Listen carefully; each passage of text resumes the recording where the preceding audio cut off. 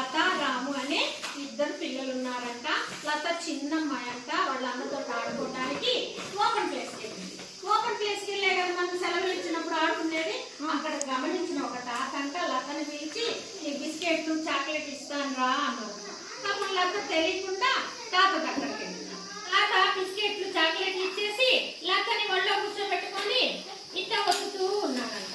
అప్పుడు రాము అది గమనించి తాత తాత నువ్వు బ్యాట్ టచ్ చేస్తున్నావు మా చెల్లిని అని చెప్పి గబగబా లాక్కొని వాళ్ళ అమ్మ దగ్గరికి వెళ్ళి అమ్మ అమ్మ మేము ఆడుకుంటుంటే తాత చెల్లిని బ్యాట్ టచ్ చేశాడు అని. నీకు ఎలా తెలుసమ్మా బ్యాట్ టచ్ గుడ్ టచ్ అంటే మా మేడం చెప్పింది స్కూల్లో అంటే వెరీ గుడ్ నాన్న నువ్వు మంచి పని చేసావు అని చెప్పి వాళ్ళమ్మ మెచ్చుకుంది. అలాగే ఇప్పుడు మనము గుడ్ టచ్ గురించి బ్యాట్ టచ్ గురించి తెలుసుకున్నావా? చేయాలంటే ఎవరు టచ్ చేయకూడదు.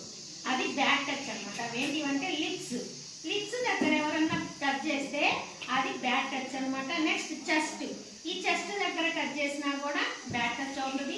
ఇక్కడ సీక్రెట్ ప్లేస్, ఈ ప్లేస్ని టచ్ చేసినా బ్యాడ్ టచ్ అవుతుంది. ఈ బ్యాక్ పార్ట్ని టచ్ చేసినా బ్యాడ్ టచ్ అవుతుంది అనమాట.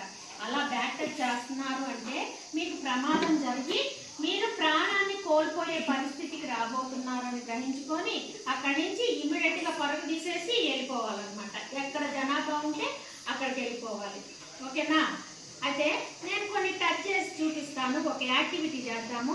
గుడ్ టచ్ అన్నప్పుడు ఇలా సింబల్, బ్యాడ్ టచ్కి ఇలా సింబల్. ఓకేనా?